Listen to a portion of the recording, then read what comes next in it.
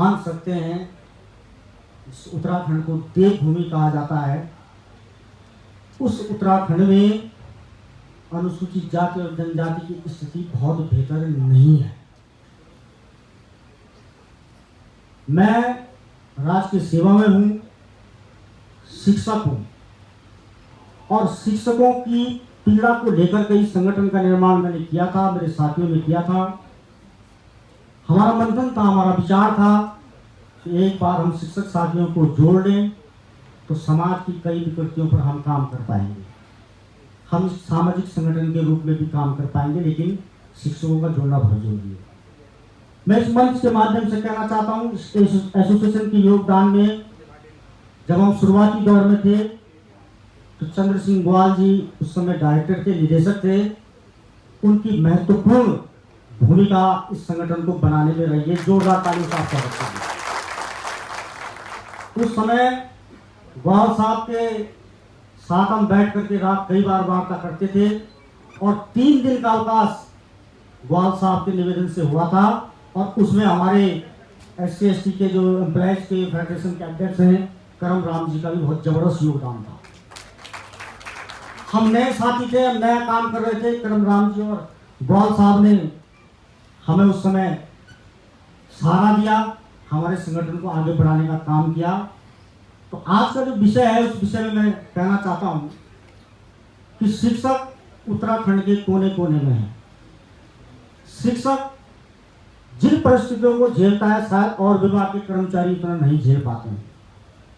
कल हमारी प्रांत की बैठक थी, और प्रांत की बैठक में कल जब मुद्दे उछल करके आए तो हमारे आदरणीय खंड शिक्षा अधिकारी डॉक्टर राम निवास जी हमारे साथ थे। उनको कई मामलों पर विश्वास नहीं हुआ। आज भी पहाड़ों में शिक्षकों को कमरे नहीं मिल रहे हैं। पैसा देने के बाद क्वार्टर्स उनको उपलब्ध नहीं हो पा रहा है। कई साथी 8-8, 10-10 किलोमीटर दूर से पैदल मार्च कर रहे हैं और अपनी सेवाओं को दे रहे हैं। आज विडंबना है, आज़ादी के इतने साल बाद बाबा साहब के इतने अधिकार देने के बाद भी हम जो है शोषण की स्थिति में। आज भी दूध नहीं मिल रहा कहीं।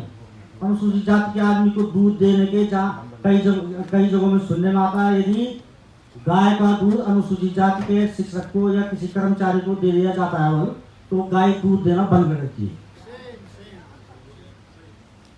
आजादी के 70 साल बाद भी हम इन चीजों को झेल रहे हैं। मैं बहुत लंबी बात नहीं करूंगा क्योंकि बहुत वक्ता है, और मैं धन्यवाद करना चाहूंगा संचालक महोदय का कि पहले उन्होंने मुझे मौका दिया, और क्योंकि मैं इसका फाउंडर अध्यक्ष भी हूँ इसलिए उन्होंने सोचा होगा थोड़ी सी अपनी बात रहेगी। दूसरी बात मैं कहना चाह रहा हूँ, रघुनाथ लाल आर्य जी यहाँ बैठे हैं, हमारे अधिकारी हैं, और समाज के लिए उनकी भूमिका रहती है, पीड़ा रहती है।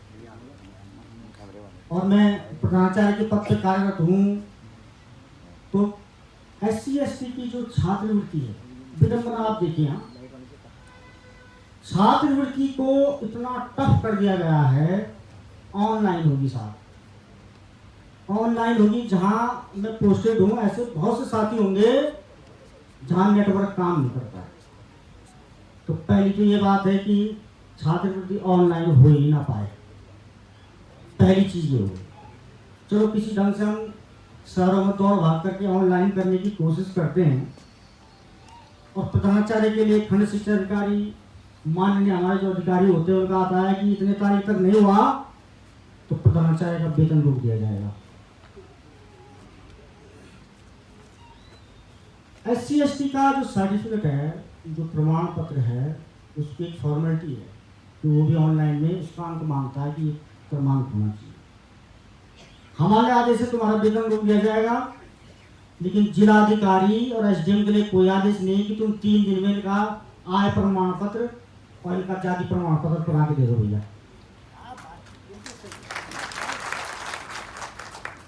और मैं तो कहता हूँ, मेरे एक साथी निर्पाल जी कल कह रहे थे, उन्होंने कहा जब प्रधानाचार्य ने प्रमाणित कर दिया कि अनुसूचित जाति का बच्चा है, अनुसूचित जनजाति का बच्चा है, तो किसी प्रमाण पत्र की आवश्यकता रह नहीं जाती।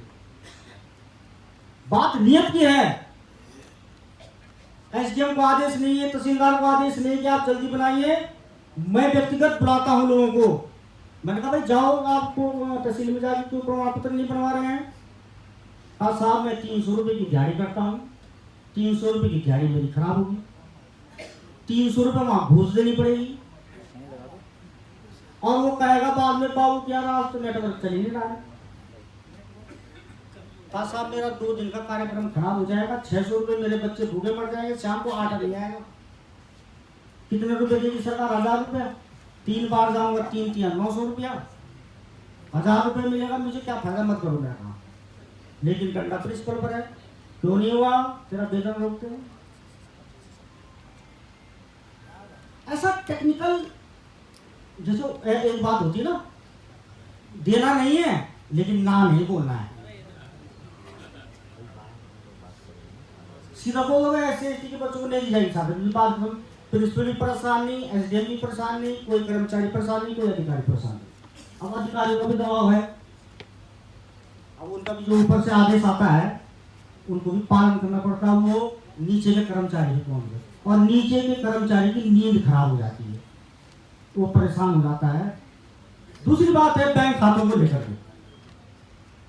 मैं स्वयं बैंक मैनेजर के पास गया, मैंने कहा भाई मेरे बच्चों का खाता आप क्यों नहीं खोल रहे हैं? उन्होंने कहा साहब 6 एविडेंस होते हैं जिसमें खाता खोला जाता है, 6 पत्रजात इस प्रकार के हैं जो आपको देने पड़ते हैं, जिसकी वजह से आपका बैंक में स्टूडेंट का खाता खोला जाएगा। अब 6 में से बच्चे के पास केवल एक ही होता है, आधार कार्ड। मैंने कहा दूसरा नहीं साहब, दूसरा क्या क्या होगा? मैंने कहा साहब पासपोर्ट होगा, इनकम टैक्स का होगा, ये होगा, वो होगा। वो 6 बच्चे के बन ही नहीं सकते, उसकी उम्र की फॉर्मेलिटी से वो नहीं बन सकते। अब आधार कार्ड है उसके पास, उसमें ही बनाएंगे नहीं। मैंने कहा यार मैं प्रिंसिपल लिख रहा हूँ, मेरा बच्चा है, ये इसका एसआर है, इसका नाम है, ये है, खाता खोल दो। साहब नहीं खुलेगा। स्वयं व्यक्तिगत जाके मैंने साहब से बात करना, साहब मैंने कहा यार ऐसा है, बल्कि मैं मजाक करता हूँ, मैंने कहा यार तुमने नीरव मोदी का तो आधार कार्ड मांगा नहीं, आरबीआई का नियम है वो हम नहीं बदल सकते हैं।